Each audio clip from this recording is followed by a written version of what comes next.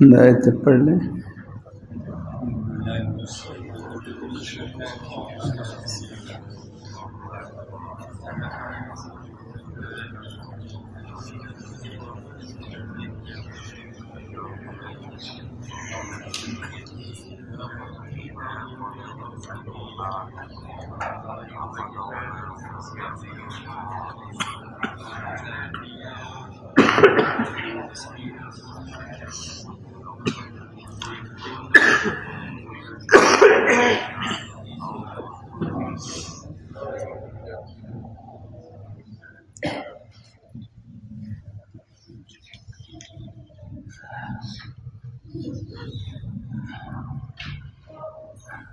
أعوذ بالله من الشيطان الرجيم. بسم الله الرحمن الرحيم.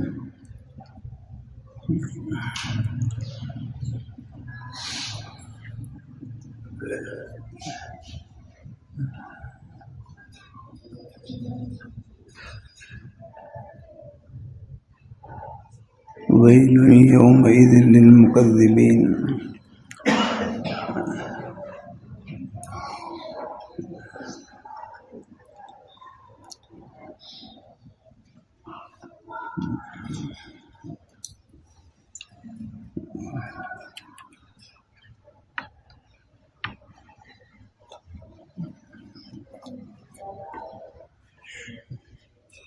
ویل جہنم میں ایک وادی کا نام ہے جہاں جہنمیوں کی پیپ جمع ہو گئی. مکذبین جو تکذیب کرنے والے ہیں ان کو وہاں رکھا جائے گا. اللہ تعالیٰ اپنی حفاظت میں رکھیں.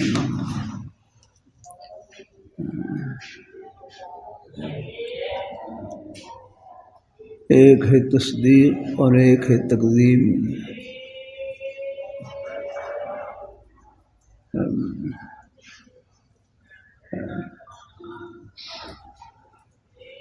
میرے حضرت جامع شفیع کے شیخ الحدیث رسول رحمۃ اللہ علیہ بخاری شریف کے سبق میں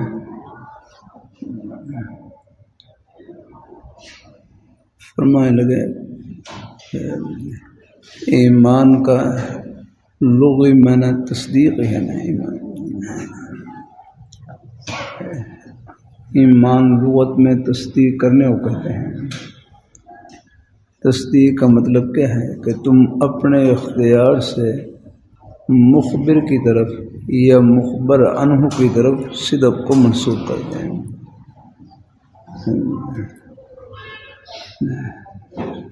تصدیق ایمان لغت میں تصدیق کا نام ہے.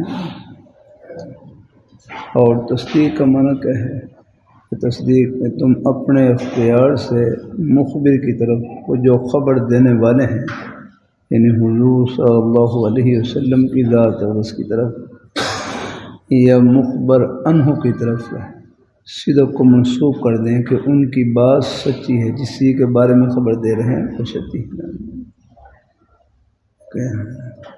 ایمان لغت میں تصدیق کرنے کو کہتے ہیں اور تصدیق کا معنی یہ ہے کہ تم اپنے اختیار سے مخبر کی طرف یا مخبر عنہ کی طرف صدق کو منسوب کر دیں. یہ خبر دینے والے سچے ہیں یا ان کی بات سچی ہے. مخبر عنہ جس چیز کے بارے میں خبر دے رہے ہیں وہ سچی ہے.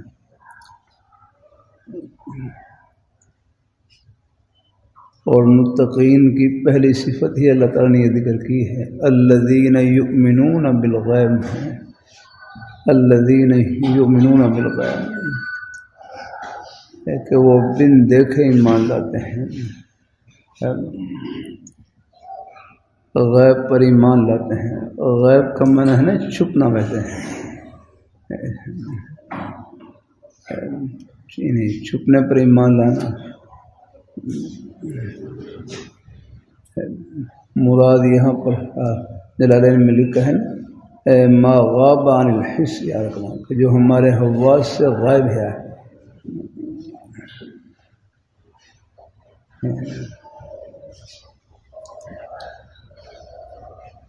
اللہ تعالیٰ اپنی مہربانی فرمائے. اللہ تعالیٰ اپنی مہربانی فرمائے. آمین.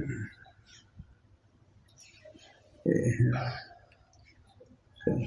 کہ جو ہمارے حواس سے ہماری نظروں سے غائب ہے ان چیزوں پر ایمان لاتے ہیں۔ متقین کی ایک صفت یہی ہے کہ بن دیکھے ایمان لانا۔ اور کرتا رہتا ہوں، دیکھو موت سے پہلے جو ایمان ہے اس کی بڑی قیمت ہے، یاد رکھنا۔ موت سے پہلے ایک مرتبہ سب کہہ لیں سبحان اللہ۔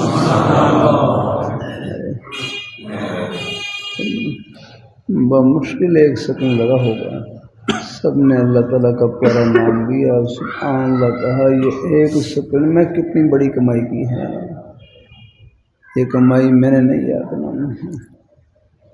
انبیاء کرام علیہم الصلوۃ والسلام جن کے سامنے آخرت اس طرح روشن ہوتی تھی کہ یہاں دن کے 12 بجے لاکھوں کروڑوں اربوں سو روشن ہوں، اتنی روشنی انہیں ان کی نہ ہو جن کی جتنی آخرت ان کے سامنے روشن ہوتی ہے۔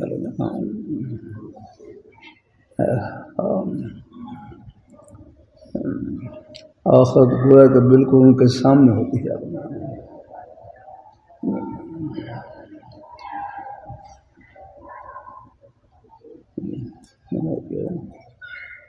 رسول السلام جن کو اللہ تعالیٰ نے ایک تخت عطا فرمایا، تخت ہے، ایک قول یہ ہے کہ اس کے اوپر 2,70,000 کرسیاں اس کے اوپر تھیں، 2,70,000 کرسیاں، 1,00,000 عام انسانوں کے لیے، 1,00,000 کرسیاں عام جنوں کے لیے۔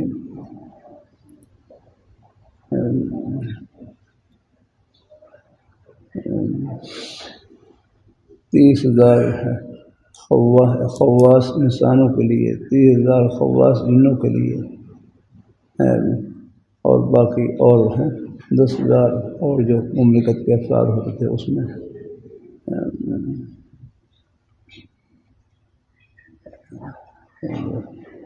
قومتی افراد ہوتے تھے ان کے لیے۔ ان ایک قول کے مطابق 2,70,000 کرسیاں اس کے اوپر تھیں، ایک قول 6,00,000 کا بھی ہے۔ یہ ہمارے ہوائی جہاز میں تو آپ نے دیکھا ہوگا، اس میں تو 400-500 کا بڑا جہاز ہو۔ ایک جہاز میں لندن ایئرپورٹ پر دیکھا، وہ کچھ بڑا لگ رہا تھا مجھے، اس میں خراب 700-800۔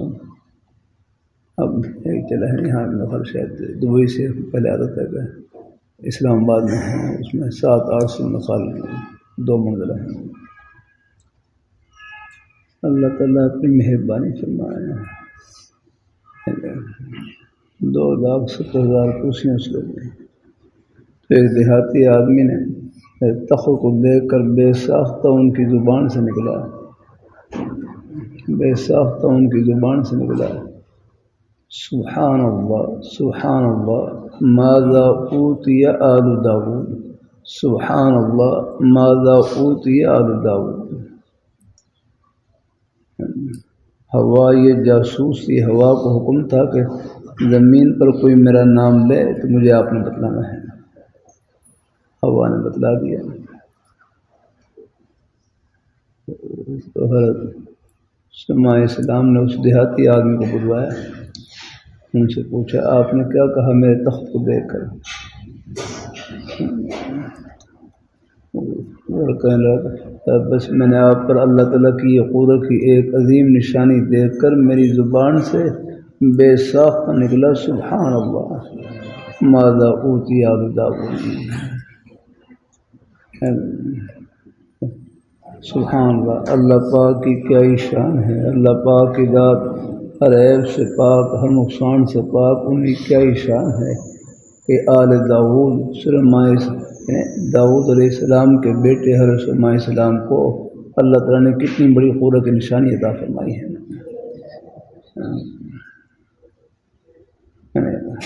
انبیاء کرام علیہم الصلوۃ والسلام اپنی امت کے اخلاق سے مربی ہوتے ہیں، اور ان کی نظروں کو مخلوق سے ہٹا کر خالق کی طرف پھیرنے والے ہیں۔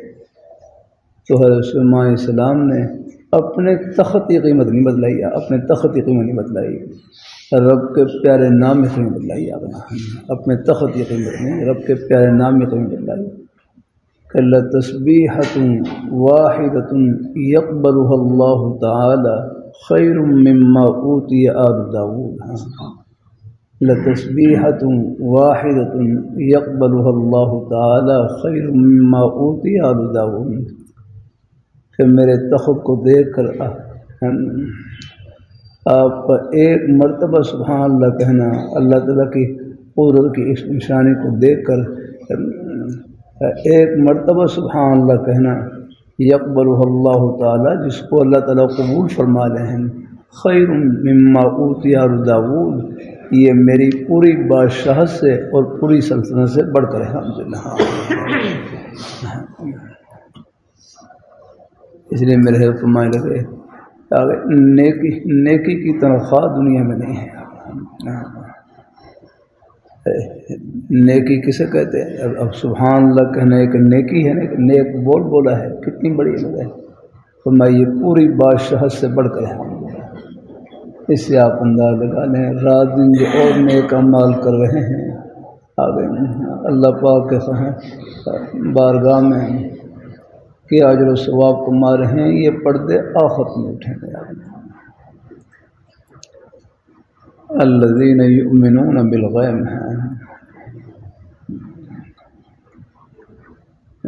اللہ اپنی مہربانی فرمائے، اللہ اپنی مہربانی فرمائے۔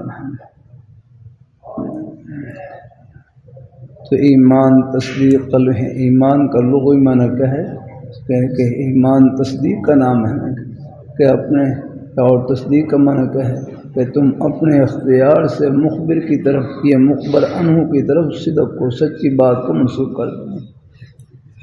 اور ایمان کی شرعی تعریف کیا ہے؟ ایمان کی شرع والتصدیق بما جاء به النبی صلی اللہ علیہ وسلم، والتصدیق بما جاء به النبی صلی اللہ علیہ وسلم۔ اور ایمان کے مقابلے میں تکذیب ہے، تکذیب کا معنی ہے جھٹلانا یا اپنا۔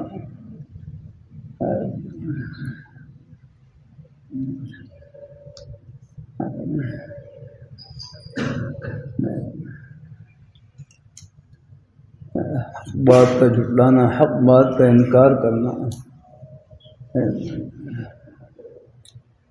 اس کا نام تکذیب ہے۔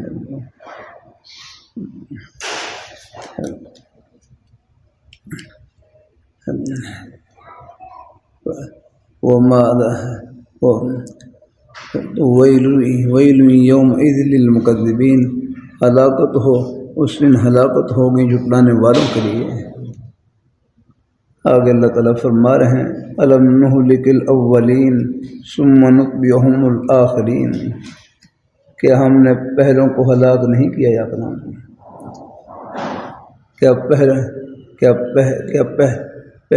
پہلی امت کے لوگوں کو، پہلے لوگوں کو ہلاک نہیں کیا، اور پھر ہم ان کے پیچھے لگائیں گے پچھلوں کو یا بنا۔ اب پچھلے سے مراد کون ہے یا بنا؟ یا تو یہ ہے کہ پہلی امتوں کے اولین اور آخرین مراد ہیں، یعنی اولین سے مراد اول لوگ پہلی امت کے، جیسے قوم نوح ہے، قوم سمود ہے، قوم عاد ہے، آگے قوم فرعون، ان کے اوپر بھی اللہ تعالیٰ کی طرف سے گرفت آئی اور پکڑائی آگے۔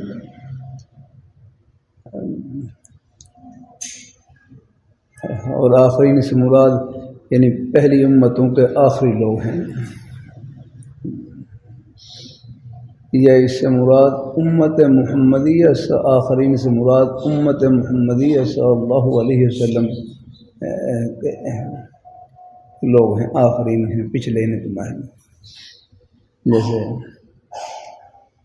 جیسے مشرکین مکہ ہے، اب ان کے اوپر آگے ان کے اوپر بھی عذاب آیا جا کرنا ہے، جنگ بدر میں جا رکھنا ہے، جنگ بدر میں ان کے 70 افراد مارے گئے، سردار تھے سب باہر نہیں، 70 جنگ بدر میں۔ اللہ تعالیٰ اپنی مہربانی فرمائے، اللہ تعالیٰ اپنی مہربانی فرمائے۔ 70 سردار کا ذکر آتا ہے، یہ مطلق ہے، 17 افراد ان کے مارے گئے ہیں۔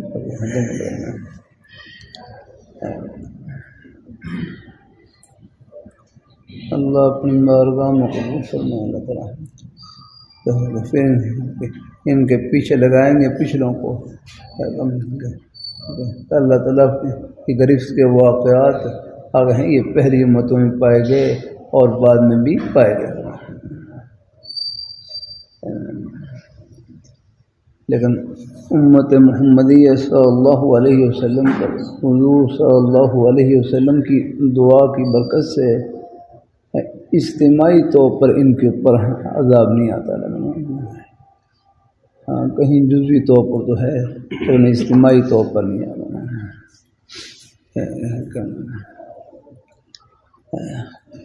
کذالک نفعل بالمجرمین، اسی طرح ہم کذالک نفعل بالمجرمین کا معنی اسی طرح ہم کرتے ہیں مجرمین کے ساتھ معاملہ، جو گنہگار ہیں مجرم لوگ ہیں ان کے ساتھ یہی معاملہ کرتے ہیں۔ ویل یومئذ للمکذبین۔ الم نخلقکم من ماء مہین، یہاں اللہ اپنی قدرت کی نشانی ہے ذکر فرما رہے ہیں۔ پھر قرآن پاک کی میں نے رکھا القرآن یفسر بعضہ بعضا، قرآن پاک کا بعض کی تفسیر کرتا ہے۔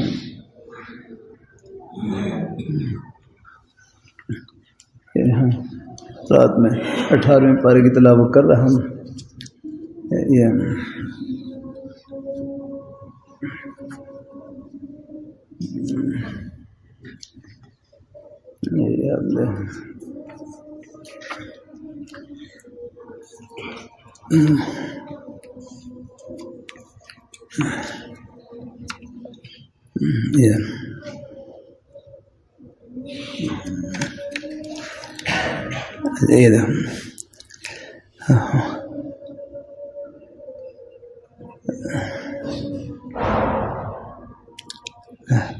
وَلَقَدْ خَلَقْنَا الْإِنسَانَ مِنْ سُلَالَةٍ مِّن طِينٍ ثُمَّ جَعَلْنَاهُ نُطْفَةً فِي قَرَارٍ مَّكِينٍ۔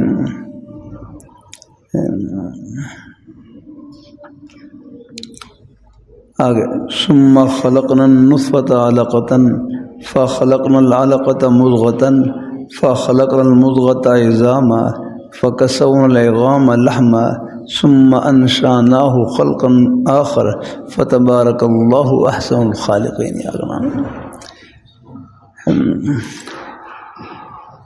هُوَ الَّذِي خَلَقَكُم مِّن تُرَابٍ ثُمَّ مِن نُّطْفَةٍ۔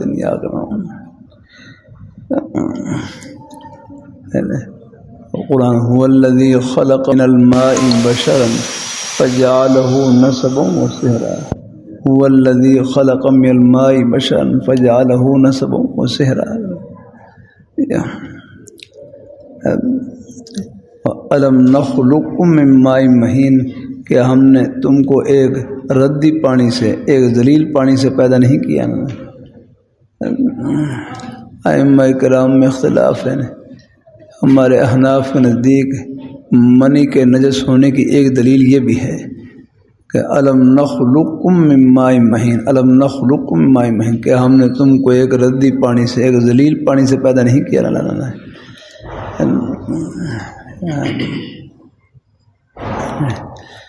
یہ اللہ تعالیٰ کی قدرت کی نشانی ہے نا۔ اللہ اپنی مہربانی فرمائے، اللہ اپنی مہربانی فرمائے۔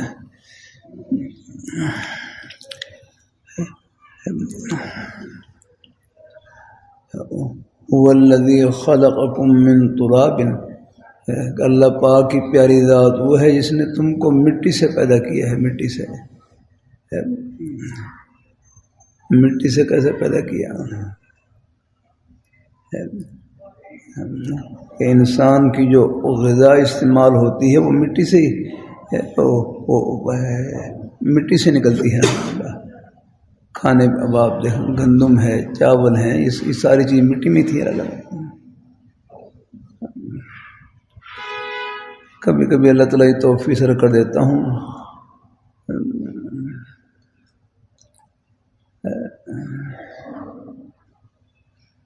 اللہ اپنی مہربانی فرمائے۔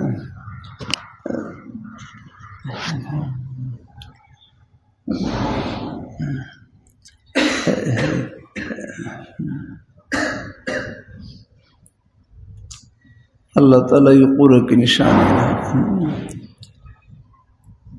ہم دیکھیں آٹا رکھیں الگ برتن میں، سبزی رکھیں الگ برتن میں، پھل رکھیں الگ برتن میں،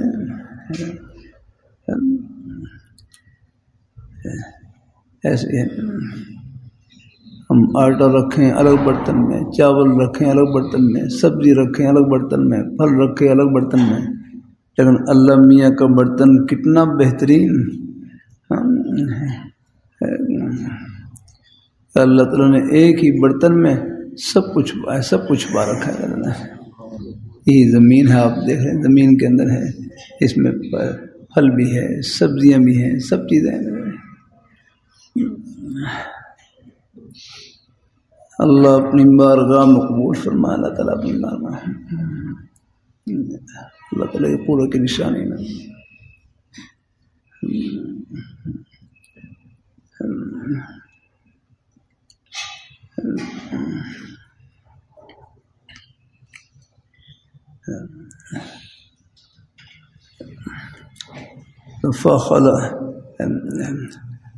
أَلَمْ نَخْلُقكُم مِّن مَّاءٍ مَّهِينٍ، کیا ہم نے تم کو ایک ردی پانی سے، ایک ذلیل پانی سے پیدا نہیں کیا؟ اور دوسری آیت میں بھی تفسیر ہے ثم خلقنا النطفة علقة، کہ پھر ہم نے ثم خلقنا النطفة علقة، پھر ہم نے یعنی 40 دن تک ماں کے رحم میں وہ نطفہ رہتا ہے علقتاً، پھر اس کے بعد وہ لوتھڑا بن جاتا ہے، لوتھڑا ہے۔ فخلقنا العلقة مضغة، اور پھر وہ لوتھڑا وہ گوشت کی بوٹی بن جاتا ہے۔ فخلقنا المضغة عظاما، پھر ہم اس موٹی کے یعنی اس بوٹی کے اوپر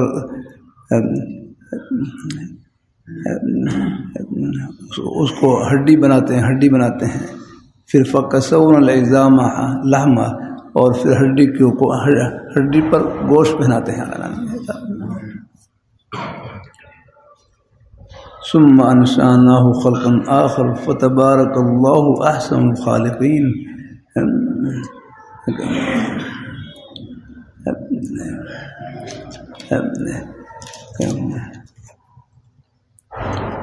برکت والا ہے اللہ پاک کی ذات، برکت والی ذات ہے، احسن الخالقین، بہترین پیدا کرنے والے ہیں۔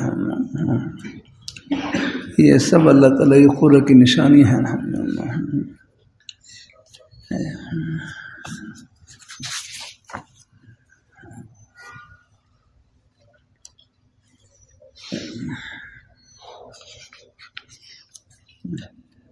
أَلَمْ نَخْلُقكُم مِّن مَّاءٍ مَّهِينٍ فَجَعَلْنَاهُ فِي قَرَارٍ مَّكِينٍ، پھر ہم نے اس کو رکھا فی قرار مکین، ایک ٹکنے کی جگہ میں، ایک ٹکنے کی۔ امام اہل سنت شیخ الحدیث مولانا محمد سرفراز خان صاحب رحمۃ اللہ علیہ منع کیا فی قرار مکین، ایک ٹکنے کی جگہ میں ہے۔ اور بھی ہیں خیر، یہ بھی ہیں۔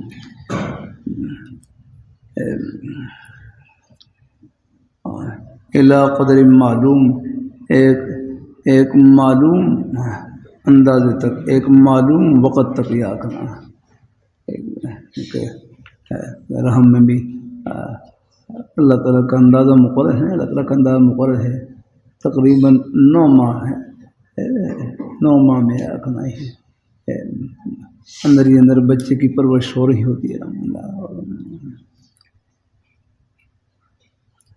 فَنِعْمَ الْقَادِرُونَ، پھر ہم نے اندازہ لگایا،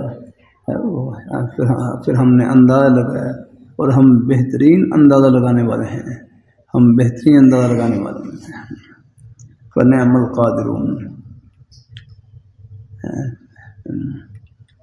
فَقَدَرْنَا فَنِعْمَ الْقَادِرُونَ وَيْلٌ يَوْمَئِذٍ لِّلْمُكَذِّبِينَ۔ یہ سب اللہ تعالیٰ کی قرۃ کی نشانی ہے۔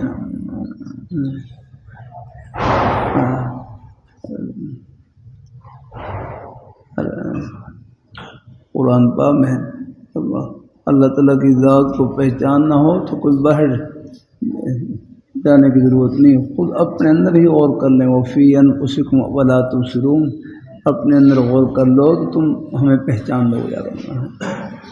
کہ ہمارے 5-6 فٹ کا وجود بھی اللہ تعالیٰ کی نعمتوں سے بھرا ہوا ہے.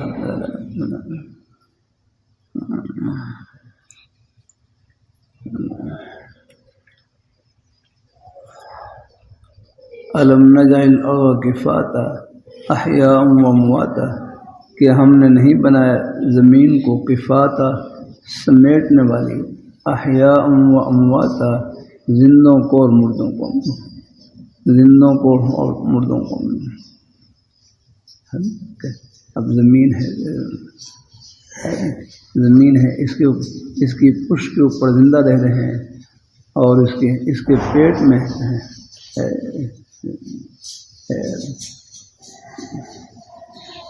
جب آدمی دنیا چلا جاتا ہے وہ زمین کے پیٹ میں چلا جاتا ہے، یعنی سب کو سمیٹ رکھا ہے، زندہ اور مردہ سب کو سمیٹ رکھا ہے نا.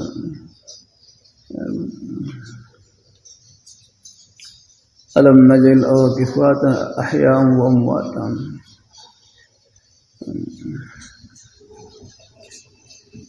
اللہ اپنی مہربانی فرمائے، اللہ تعالیٰ اپنی مہربانی فرمائے. باقی پہلے رکھ کر چکا ہوں میں. حضرت علامہ انور شاہ کاشمیری رحمۃ اللہ علیہ فرمانے لگے، موت کی حقیقت یہ ہے مردن ای طرف وزیستن آ طرف جا کر، مردن ای طرف وزیستن آ طرف کا، ادھر مرنا اور ادھر جینا ہے. ہمارے شاہ کی محبت شاہ مولانا حسن رحمۃ اللہ فرمانے لگے، موت کا معنی مٹنا نہیں ہے، موت کا معنی انتقال مکانی ہے.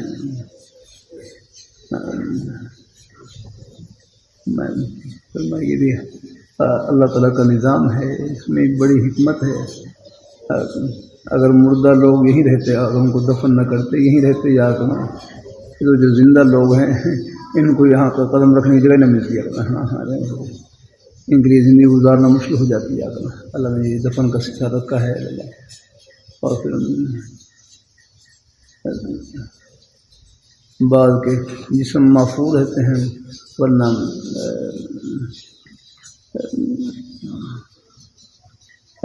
ورنہ اجزاء کی شکل میں بھی ہو تو پھر بھی راحت ہے، تکلیف ہے، تعلق اس کے ساتھ ہو جاتا ہے. یہاں پر ہے، یہاں پر کتاب دینا مجھے حیات انبیاء والی کتاب ہے، اچھا بھی ہے کھلا ہوا. ہاں یہاں ہے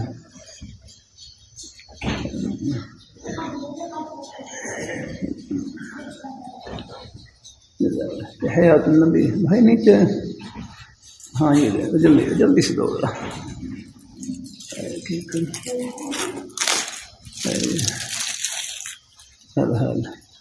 یہ بھی عقیدہ حیات النبی صلی اللہ علیہ وسلم پر مبارک کتاب.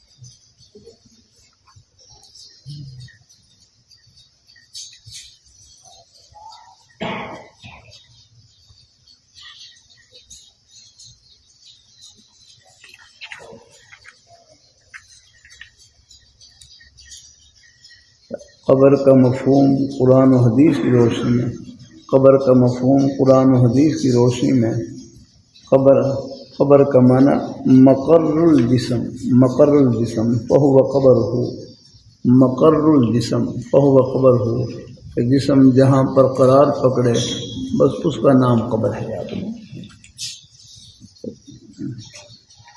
ایک یہ جہان ہے جس میں ہم رہ رہے ہیں، اس کو تو عالم دنیا کہتے ہیں، اور عالم برزخ موت سے لے کر قیامت تک جو انتظار کا زمانہ ہے اس کو عالم برزخ کہتے ہیں۔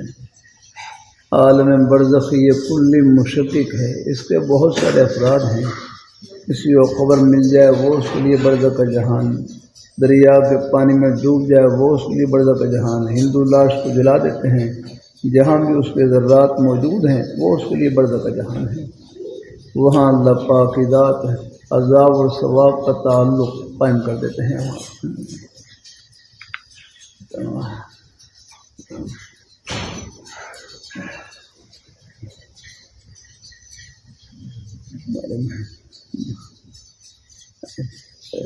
قبر کا مفہوم قرآن و حدیث کی روشنی میں مقر الجسم فہو قبر ہوں۔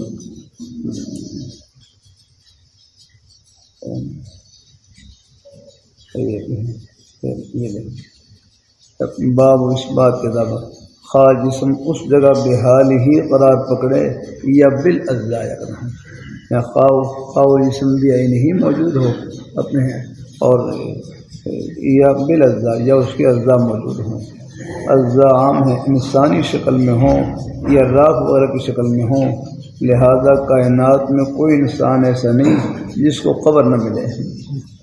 ایک کو قبر ملتی ہے، ہر ایک کو قبر ملتی ہے، کسی کے لیے مدفن قبر ہے اور کسی کے لیے مقر الاجزاء قبر ہے۔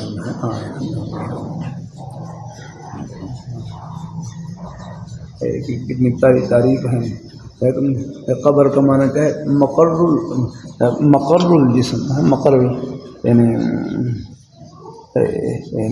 قبر کہتے ہیں مقر الجسم، فہو قبر ہو، مقر الجسم جہاں جسم قرار پکڑے، خواہ جسم اپنی اصلی حالت میں قرار پکڑے یا اپنے اجزاء کی شکل میں قرار پکڑے، بس وہی اس کے لیے قبر ہے۔ صرف یہ عرفی قبر مراد نہیں، بلکہ جہاں بھی جسم جس حالت میں موجود ہو وہی اس کے لیے قبر ہے۔ حاجی حضرات ہیں، کئی حاجی حضرات راستے میں ان کا انتقال ہو جاتا ہے تو ان کو پھر یہی ہے کہ وہ غسل دے کر فوراً بس وہ ہے وہ سمندر کے پانی میں ڈال دیتے ہیں، بس وہی ان کے لیے قبر ہے۔ مقر الاجزاء جہاں بھی جسم کے اجزاء موجود ہوں وہی ان کے لیے قبر بن جائے گی۔ ہمارے حرم بھائی کیا نام مولانا کاشی صاحب، یہ آپ کا فیض ہے الحمدللہ۔ اپنے بھائی آپ نے حضرت صاحب مولانا منیر احمد صاحب دامت برکاتہ اللہ علیہ سے کچھ یہ کلمات پڑھے تھے۔ ہاں حضرت صاحب کے کلمات الحمدللہ۔ اللہ تعالیٰ اپنی مہربانی ہے، آپ نے میں خرب لکھے تھے، شاید مولانا حسین صاحب نے وہ جوڑ دیے الحمدللہ۔ خیر کی باتیں کہاں سے کہاں پہنچ رہی ہیں اللہ تعالیٰ کو معلوم الحمدللہ۔ بس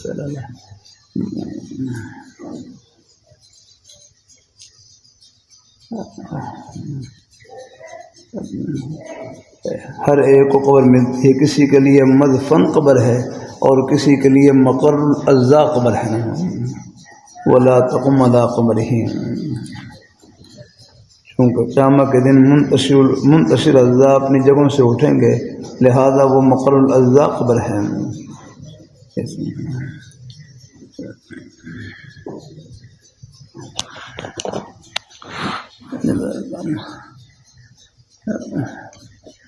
وجعلنا فيها رواسي شامخا ألم نجعل الأرض كفاتا أحياء وأمواتا، کیا ہم نے زمین کو سمیٹنے والا نہیں بنایا، زندوں کو اور مردوں کو، زندہ بھی زمین کے اوپر موجود اور زندہ پشت کے اوپر ہیں، اور جو میت ہے وہ زمین کے پیٹ میں ہے۔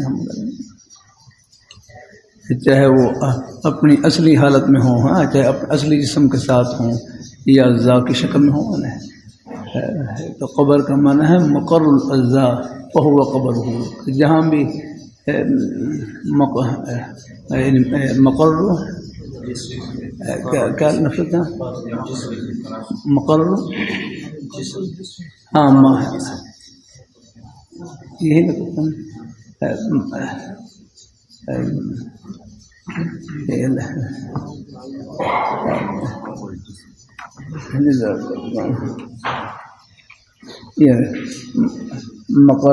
مقر الجسم فهو قبره، مقر الجسم فهو قبره، کہ جہاں جسم قرار پکڑے وہی اسی قبر ہے. ہاں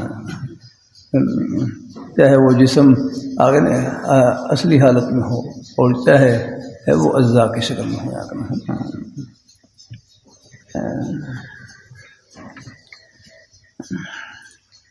وجعلنا فیہا رواسی شامخات، اور بنائے ہم نے زمین کے اندر رواسخ شامخات، پہاڑ بلند پہاڑ کہ ہم نے زمین کے اندر بنائے، زمین کے اندر رکھے بلند پہاڑ. یہ بھی اللہ تعالیٰ کی قدرت کی نشانیاں ہیں. ہمارے بزرگ تشریف لائے فرمانے لگے مخلوق کی عظمت کو دیکھ کر خالق کی عظمت کو پہچانے. مخلوق کی عظمت کو دیکھ کر خالق کی عظمت کو پہچانے.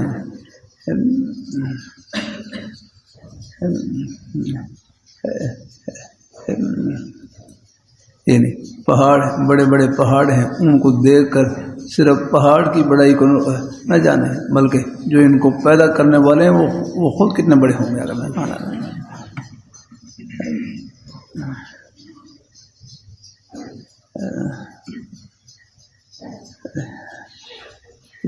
باہر سیر کرنے کے لیے بھی جاتے ہیں، یہاں سیر کرنے کے لیے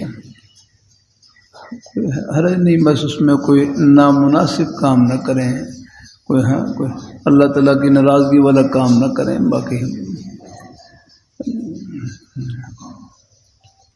اللہ اپنی مہربانی فرمائے، اللہ تعالیٰ اپنی مہربانی فرمائے. باہر سیر کے لیے کرتا رہتا ہوں کہ جب آپ بلکہ میں ملیشیا میں تھا، وہاں کچھ ساتھی نے سمندر کے قریب لے کر گئے. یہی سمندر ہے کراچی میں، کہتے آپ کو سمندر دکھلا دیں. ایک بھائی بڑا اچھا جملہ کہنے لگے، دیکھو سمندر اللہ تعالیٰ کی قدرت کی نشانی ہے، قدرت کی نشانی کہ سوئی ڈالیں تو وہ اس میں ڈوب جائے، سوئی ڈالیں تو ڈوب جائے گی. لیکن وَتَرَى الْفُلْكَ فِيهِ مَوَاخِرَ، وَتَرَى الْفُلْكَ فِيهِ مَوَاخِرَ، آپ نے یہ بحری جہاز جن میں لاکھوں ٹن کا سامان لدا ہوتا ہے اور وہ پانی کو چیرتے ہوئے اور تیرتے ہوئے جا رہے ہیں. یہ اللہ تعالیٰ کی قدرت کی نشانی ہے.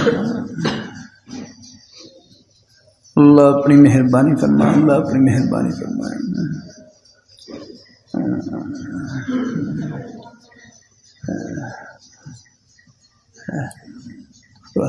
ایک بھائی کہنے لگا جب اللہ تعالیٰ کی قدرت کی ان عظیم نشانیوں کو دیکھیں، آگے نا آئے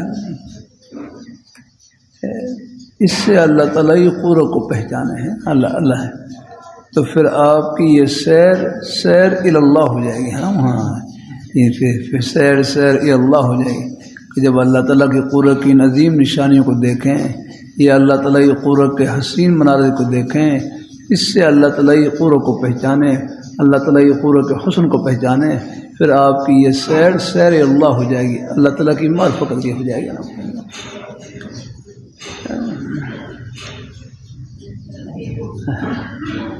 میں برطانیہ کے سفر میں گلاسکو میں تھا، گلاسکو میں وہاں ہمارے حضرت مولانا مسیح اللہ خان صاحب رحمہ اللہ تعالی پہلے اپنی زندگی میں تشریف لائے. وہاں حافظ شفیق صاحب تھے، ہمارے بزرگ تھے، بڑی عمر کے بزرگ تھے. حضرت بڑی حسین حضرت مولانا مسیح اللہ خان صاحب رحمہ اللہ تعالی میں یہاں تشریف لائے تو حضرت یہاں صبح نکلتے تھے اور شام کو وہ سیر کر کے واپس آ جاتے ہیں. یعنی وہ سیر کے لیے جہاں بھی صبح نکلتے اور شام کو واپس آ جاتے ہیں. تو کہتے میرے دل میں بس ایک وسوسہ آیا، خیال ہے کہ یہ عجیب بزرگ ہے کہ صبح نکلتے ہیں اور شام کو چل پھر کے پھر واپس آ جاتے ہیں۔ بس کہتے ہیں نا یہ وسوسہ حضرت کو الہام ہو گیا، اور پھر حضرت نے پھر اسی موضوع پر آگے فاض فرمایا رحمۃ کہ سیروا فیہا لیالی و ایام آمنین، آگے قل سیروا فی الارض فانظروا کیف کان عاقبۃ المکذبین، سارا اسی پر ہے۔ تو حفصہ فرمائے لگتا ہے کہ جو میرے دل میں جو وسوسہ آیا تھا نا یہ اسی کی ہے، تدارک کے لیے ہے نا۔ تو بھائی سیر کرنے میں کوئی حرج نہیں ہے، لیکن بس اس میں کوئی نامناسب کام نہ ہو جائے۔ اللہ تعالیٰ اپنی مہربانی فرمائے، اللہ تعالیٰ اپنی بارگاہ مقبول فرمائے۔ میں ایک مرتبہ مدینہ منورہ سے تبوک جانا ہوا، تو راستے میں پھر یہ قوم سمود ہے، وَتَنْحِتُونَ مِنَ الْجِبَالِ بُيُوتًا، ہم جب جانے لگے تو ہمارے بزرگ شہرت ویسے وہی ہے نا کہ وہاں ذرا جلدی گزرنا چاہیے نا۔ ہمارے بزرگ شہرت مولانا القاضی صاحب رحمۃ اللہ علیہ فرمانے لگے ان جگہوں سے گزرو، ان جگہوں میں جاؤ، عبرت کی نیت سے جاؤ، عبرت کی نیت سے، سیر کی نیت سے نہ جاؤ، عبرت کی نیت سے جاؤ۔ الحمدللہ کہیں ایسی جگہوں میں گزرنا پڑے، بس یہ ایسی جگہوں میں عبرت کے لیے سے جاؤ۔ واقعی وہ ابھی تک کئی ہزار سال گزر گئے، ان کے وہ جو وَتَنْحِتُونَ مِنَ الْجِبَالِ بُيُوتًا، وہ پہاڑوں میں گھر تراشے تھے، اب بھی وہ گھر بنے ہوئے ان کے وہاں میں۔ ویسے وہ معذب جگہ ہے بنا ہے، تو ایسی جگہوں میں وہاں پر اگر جانا ہو تو وہ کہیں وہ عبرت کی نیت سے ہے، آگے تفریح کی نیت سے، کوئی سیر کی نیت سے نہیں آگے، بس یہ ہے۔ قل سیروا فی الارض فانظروا کیف کان عاقبۃ المکذبین، کہ تم زمین میں چلو پھرو، دیکھو وہاں جھٹلانے والوں کا کیسا انجام ہوا ہے۔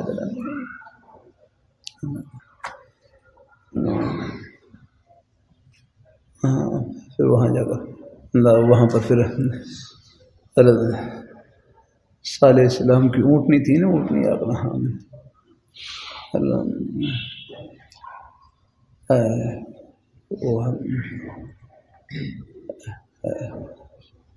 ایک دن وہ قرآن پاک میں ہے، ایک دن اس کی پانی کا قرآن شربو یہ معلوم ہے، ایک دن آپ پینے اور ایک دن وہ اکیلی پانی پی دیتی ہے، پھر اتنا دودھ دیتی کہ وہ سب میں آس پاس جتنے تھے وہ سب کے لیے کافی ہے۔ ایک پیالہ بھی رکھا ہوا وہاں، اب تک مثلا ایک پیالہ بنا ہوا، پیالہ سے بنا ہوا ہے، وہ اللہ بات اس کے بارے میں ہی تھا کہ جو باقی جو دودھ ہوتا تھا وہ اس پیالے میں ڈال دیتے تھے۔ اللہ عالم۔ وہاں پر پھر وہ بخاری میں بیان پڑا ہوگا، صحابہ کرام نے وہاں پر آٹا والا گوندا کوئی ایسی فرمائی یہ معذب کنویں کا پانی ہے، تو فرمایا ڈال دو ہے۔ پھر ایک ہے بیر ناقہ یا بیر ناقہ، وہ اب بھی موجود ہے، اللہ نے اس کی بھی زیادہ نصیب فرمائی۔ بیر ناقہ ہے یعنی وہ کنواں جس سے حضرت صالح السلام کی اونٹنی پانی پی رہی تھی، فرمایا اس سے پانی پیا، پھر اس سے پھر اس کا جو پانی ہے وہ استعمال ہوا کر جائے۔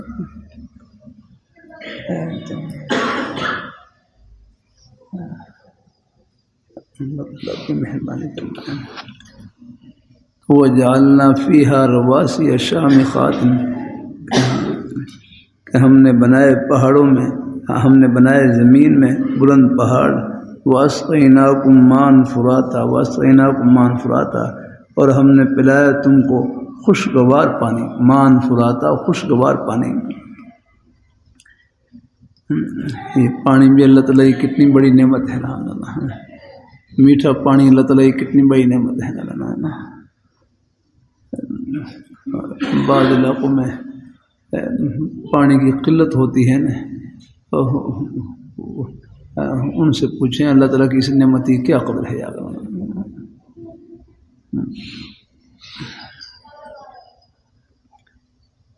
اللہ اپنی مہربانی فرمائے، اللہ اپنی مہربانی فرمائے۔ ویل یومئذ للمکذبین، ہلاکت ہو اس دن جھٹلانے والوں کے لیے۔ انطلقوا الی ما کنتم بہ تکذبون، انطلقوا الی ما کنتم بہ تکذبون۔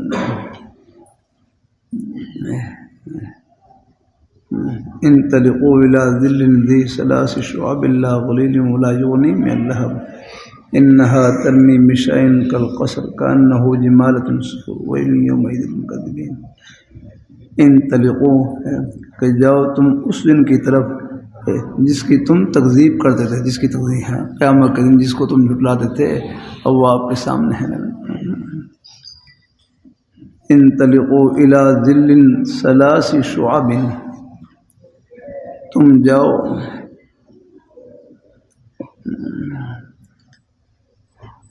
جاؤ ایسے صاحبان کی طرف، ذی ثلاث شعب، جو 3 شاخوں والا ہے، جو 3 شاخوں والا ہے۔ تم جاؤ ایسے صاحبان کی طرف جو 3 شاخوں والا ہے۔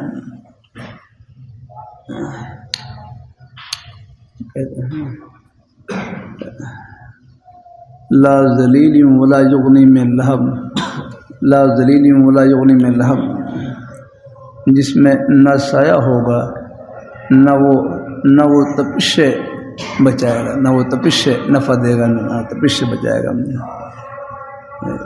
انہا ترمی بشیء کالقصر، بے شک وہ جہنم وہ انگارے پھینکے گی، کالقصر جیسا کہ محل، کأنہ جمالۃ صفر، گویا کہ وہ زرد رنگ کے اونٹ ہیں۔ یہ دھیان سے منا لوں، اللہ اپنی حفاظت میں رکھیں۔ انطلقوا الی ظل ذی، تم جاؤ ایسے سائے کی طرف جو 3 شاخوں والا ہے۔ کہتے ہیں جہنم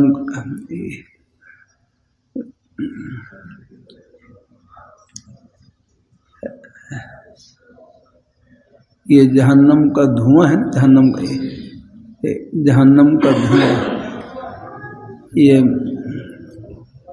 جب یہ اٹھے گا، جہنم کا دھواں ہے، جہنم کا دھواں اٹھے گا آگے جب بلندی پڑ جاتا ہے، بلندی پڑ جانے کے بعد اس کے 3 ٹکڑے ہو جاتے ہیں، 3 ٹکڑے، یعنی 3 ٹکڑے ہو جائیں گے اس کے، اس سائے کے 3۔ یہ قیامت کے دن وہ جہنم کا دھواں ہوگا، جہنم کا دھواں کہ بلندی پڑ جائے گا، اور پھر بلندی کے پڑ جانے کے بعد اس کے پھر جب نیچے آئے اس کے 3 ٹکڑے ہو جائیں گے۔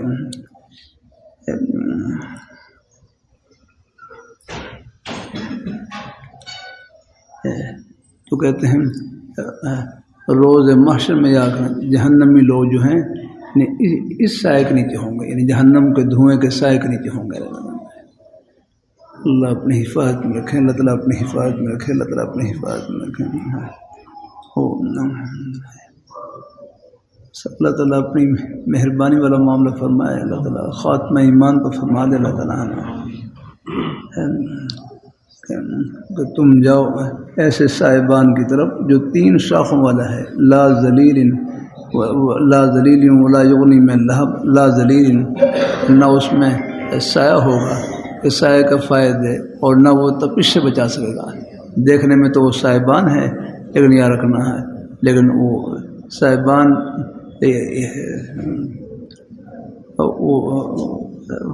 وہ صاحبان نہیں، وہ تو ایک عذاب ہو گئے گا۔ انہا ترمی بشیء کالقصر کأنہ جمالۃ صفر، بے شک ہو یہ جہنم آگ کے انگارے پھینکے گی، محل جیسے، گویا کہ زرد اونٹ کی طرح ہے۔ دھیان سے منائی بات، انہا ترمی بشیء کالقصر، کہتے ہیں آگ جب بھڑکے گی، جب آگ بھڑکے گی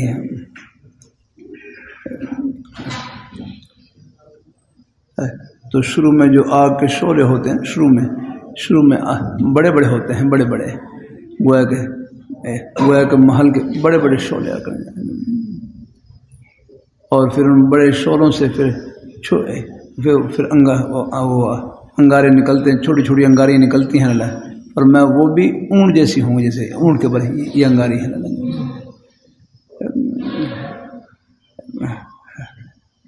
انہا ترمی بشیء کالقصر، بے شک وہ جہنم انہا ترمی بشیء کالقصر، بے شک وہ جہنم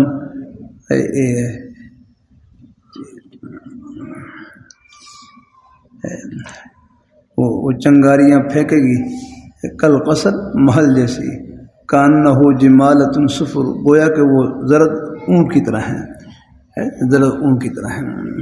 بعد نے سیاہی منع کیا ہے کیونکہ جو زرد رنگ کے اونٹ ہوں تو وہ بھی سیاہی مائل ہوتا ہے، سیاہی مائل ہو جاتے ہیں۔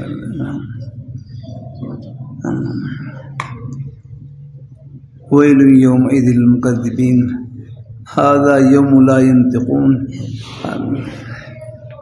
ھذا یوم لا ینطقون، یعنی یہ قیامت کا دن وہ دن ہوگا لا ینطقون، جس دن وہ بول نہیں سکیں گے، ولا یؤذن لہم، اور نہ ان کو اجازت دی جائے گی کہ فیعتذرون، کہ پھر وہ عذر پیش کر سکیں ہیں، عذر پیش کرنے کی اجازت نہیں دی جائے گی یہاں۔ لیکن اس آیت سے معلوم ہوتا ہے کہ وہ بول نہیں سکیں گے، لیکن قرآن پاک کی دوسری آیت ہے جس میں بولنے کا ذکر بھی ہے۔ کون سی آیت؟ فواللہ ربنا ما کننا مشرکین، یا تو ذکر آتا ہے فواللہ ربنا ما کننا مشرکین، وہاں پر بولنے کا ذکر آتا ہے۔ تو فرمایا یہ تفاسیر میں لکھا ہوا ہے کہ یہ مختلف مواقع ہوں گے، بعض ایسے موقع ہوں گے کہ وہاں پر بولنے کی اجازت نہیں ہوگی، بعض موقع ایسے ہوں گے کہ جہاں ان کو بولنے کی اجازت ہوگی۔ یہ یعنی یہ قیامت میں یہ مختلف مرحلے ہوں گے، مختلف مواقع ہوں گے، کہیں بولنے کی اجازت ہوگی اور کہیں نہیں ہوگی۔ ہاں یہ ہے وَلَا يُؤْذَنُ لَهُمْ فَيَعْتَذِرُونَ وَيْلٌ يَوْمَئِذٍ لِلْمُكَذِّبِينَ هَذَا يَوْمُ الْفَصْلِ جَمَعْنَاكُمُ الْأَوَّلِينَ، یہ فیصلے کا دن ہے کہ جس میں ہم جمع کریں گے تم کو اور اولین والاولین، تم کو بھی جمع کریں گے اور پہلے لوگوں کو جمع کریں گے، سب کو۔ فَإِنْ كَانَ لَكُمْ كَيْدٌ فَكِيدُونِ، فَإِنْ كَانَ لَكُمْ كَيْدٌ فَكِيدُونِ، اگر تمہارے پاس کوئی داؤ ہے اگر تمہارے پاس کوئی داؤ ہے تو مجھ پہ چلاؤ تم اگر تمہارے پاس کوئی داؤ ہے، کوئی تدبیر ہے تو مجھ پر چلاؤ، تو وہاں پر کوئی تدبیر کام نہیں آئے گی جب تک اللہ تعالیٰ کا فضل نہ ہو جائے۔ اللہ اپنی مہربانی فرمائے، اللہ اپنی بارگاہ میں قبول فرمائے، اللہ تعالیٰ سب کو اللہ اپنی رضا اور خوشی سے۔ اسی قرآن پاک کا ترجمہ اور تفسیر ہے، یہ تو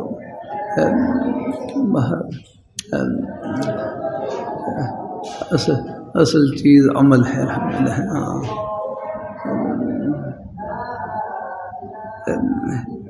عمل کا جب اور اللہ کا شکر ہے نصیب بھی ہے الحمدللہ، باقی مزید انشاءاللہ اپنا ہے ہمت اور کوشش جاری رکھنی ہے الحمدللہ۔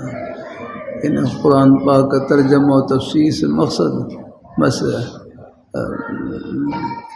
اصلاح العلم والعمل، اسی غرض ہی اصلاح العلم والعمل، کہ علم بھی ٹھیک ہو اور عمل بھی ٹھیک ہو الحمدللہ، عقیدہ بھی ٹھیک ہو الحمدللہ۔ اللہ تعالی ہم سب کو نصیب فرمائے، اللہ اپنے ایمان پہ قائم رکھے، اللہ اپنے دین پہ قائم رکھے۔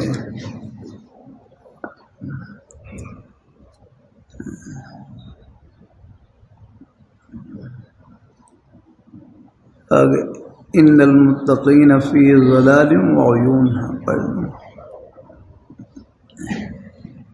ان المتقین فی ظلال وعیون وفواکہ مما یشتہون۔ اب ذرا بھائی جنت کی سیر کریں۔ ان المتقین فی ظلال وعیون، بے شک پرہیزگار لوگ سایوں میں ہوں گے، چشموں میں ہوں گے، وفواکہ مما یشتہون، اور میووں میں ہوں گے۔ متقی لوگ ہیں فی ظلال وعیون،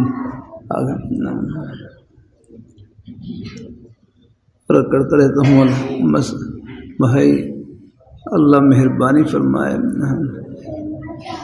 اللہ تعالیٰ خاتمہ ایمان پر فرما دے، پھر مومن کے لیے موت جنت کے باغ میں داخل ہونے کا دروازہ ہے۔ الحمدللہ اللہ خاتمہ ایمان فرما دے، اور جنت کا پہلا قدم یہ بادشاہت کا قدم ہے بس الحمدللہ، وہاں بادشاہ سے نیچے کوئی چیز نہیں۔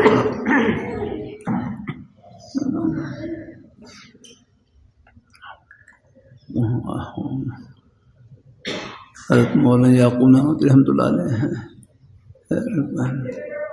قرآن پاک میں وَلَكُمْ فِيهَا مَا تَشْتَهِي أَنفُسُكُمْ، کہ تمہارے لیے جنت میں وہ کچھ ہوگا جو تم چاہو گے یاگنا، تمہارے لیے جنت میں وہ کچھ ہوگا جو تم چاہو گے یاگنا، کہ تمہارے لیے جنت میں وہ کچھ ہوگا جو تم چاہو گے یاگنا۔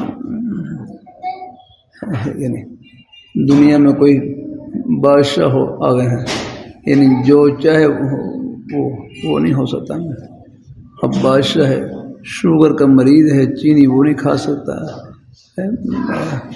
ٹی وی کا مریض ہے، زردہ پلاؤ وہ نہیں کھا سکتا۔ اللہ نے ہر چاہت کا سامان وہ اللہ نے اوپر رکھا ہے۔ اللہ تعالیٰ فرما رہے ہیں وَلَكُمْ فِيهَا، تمہارے لیے جنت میں وہ کچھ ہوگا جو تم چاہو گے یاگنا۔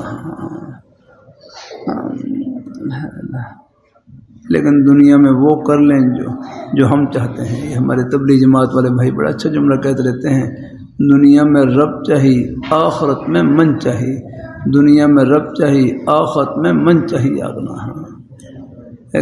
دنیا میں رب چاہیے کہ رب کی چاہت کے مطابق زندگی گزار لیں، پھر آخرت میں من چاہیے نصیب الحمدللہ، اللہ ہر ارمان وہاں پر پورا کریں گے۔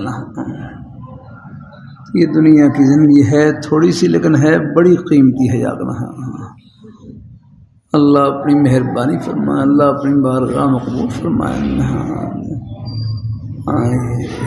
یہاں ایک مرتبہ بھی سبحان اللہ کہیں گے، موت کے بعد کروڑ بار سبحان اللہ کہیں، یہ ایک مرتبہ سبحان اللہ کہنا یہ بھاری اور افضل ہے، کیونکہ یہ رب کے فرمان پر ایمان ہے آگے، اور موت کے بعد جو کہیں گے وہ اپنی آنکھوں پر ایمان ہے، وہ دیکھ کر کہہ رہے ہیں اللہ نے۔ تو یہ جو ایمان ہے، اب موت سے پہلے جو ایمان ہے اس کی بڑی قیمت ہے یاد رہنا۔ بعد میں تو سب کچھ سامنے آئی جا رہا ہے، لیکن وہ ایمان منجی نہیں ہے، نجات نہیں دے سکتا اللہ، ایمان یہی ہے۔ آخرت کی سب باتیں برحق اور سچ ہیں، ایک ذرے کا شک نہیں۔ اور کرتا رہتا ہوں اللہ تعالیٰ کے وہ وعدے جو دنیا کی نعمتوں کے متعلق ہیں وہ ہو بہو ہم اپنی آنکھوں سے پورا ہوتا ہوا دیکھ رہے ہیں۔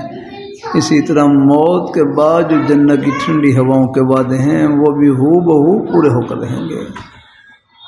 جیسی کرنی ویسی بھرنی، نہ مانے تو کر کے دیکھ، جنت بھی ہے دوزخ بھی ہے، نہ مانے تو مر کے دیکھ۔ موت کے بعد یہ سب چیزیں سامنے آ جائیں، کھل جائیں گے، لیکن بہرحال آ گئی۔ لیکن کامیابی یہی ہے کہ موت سے پہلے اپنی موت کی تیاری کر لینا، الحمدللہ آخرت کے سفر کی تیاری کر لیں۔ اللہ ہم سب کو نصیب فرمائے، اللہ ہم سب کو نصیب فرمائے۔ باقی مزید ذکر خیر انشاءاللہ۔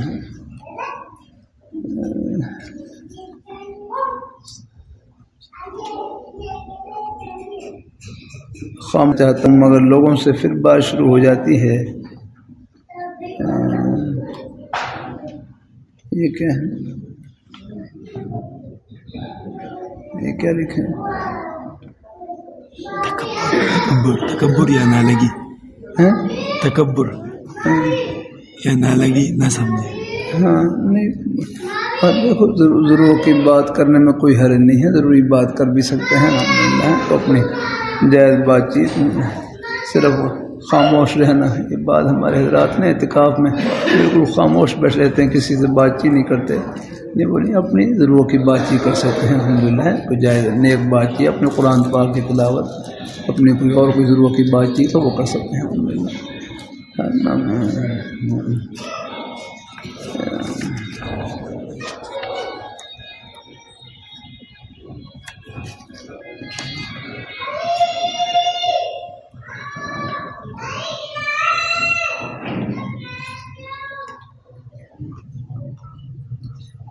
بس بھائی خواب آتے رہتے ہیں،